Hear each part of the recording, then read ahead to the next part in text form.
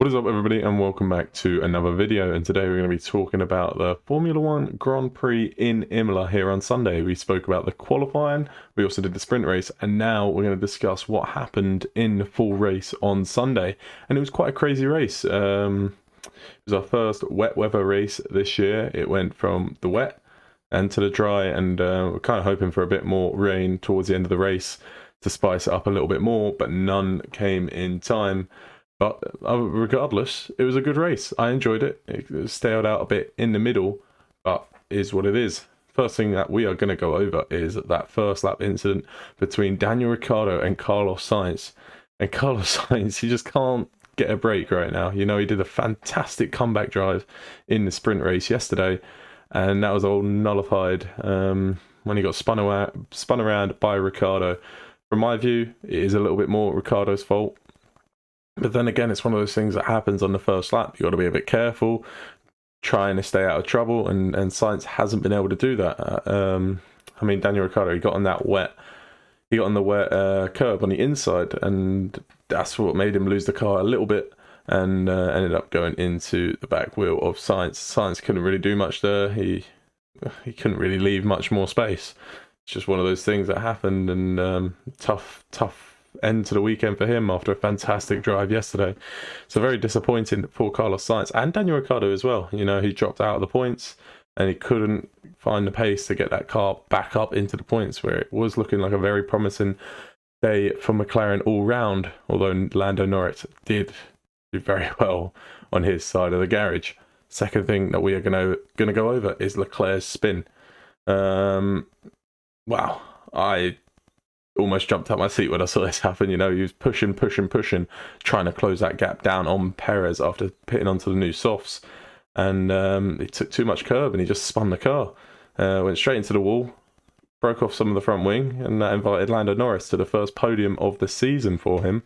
And Leclerc only managed to come back and finish P6, so that's quite a lot of points dropped. You know, if he didn't push and he settled for P3, he would have taken 15 points instead of 8, but obviously you're not a racing driver if you do that, and it's unfortunate for him, unfortunate for Ferrari fans, but Leclerc himself has such a lead.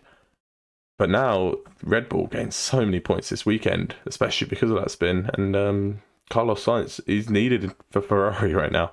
He really is, especially with this big weekend for Red Bull, getting maximum points with Max Verstappen getting 26. Perez following up behind with 18. Couldn't have gone any better in Ferrari's home Grand Prix. So fantastic weekend all round for Red Bull.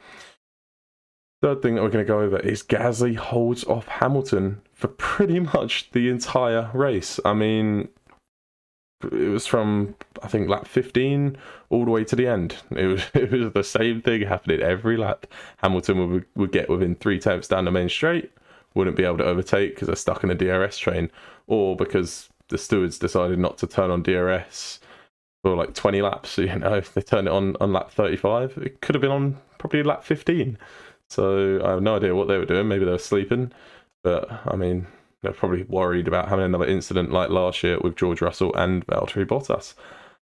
But DRS should have been turned on a lot earlier than it was. But yeah, the straight line speed of the Mercedes just isn't there, and the AlphaTauri,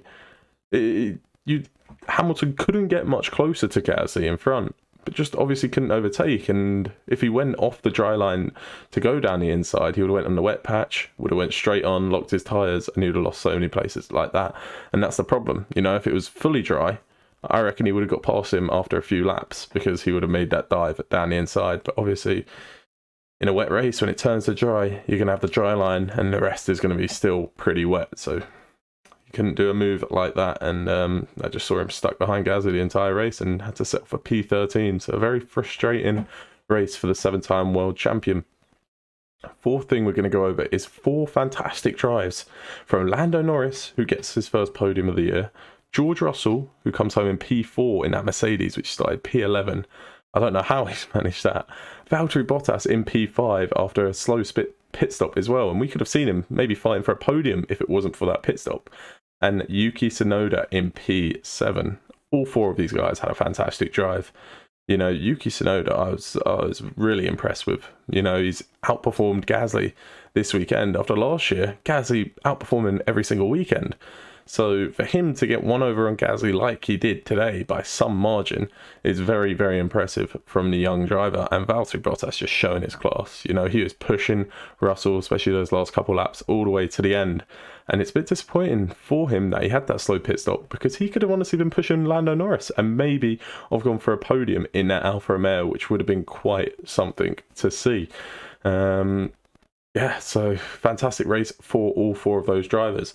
Last thing that we are going to go over is Aston Martin. They've got some points. What a race weekend that was for them. Double points as well. It's not just one person getting points. They've both got points. Sebastian Vettel comes home in P8. Lance Stroll in P10. I mean, you didn't see that coming, especially if you were watching the Australia Grand Prix last week. So, wow.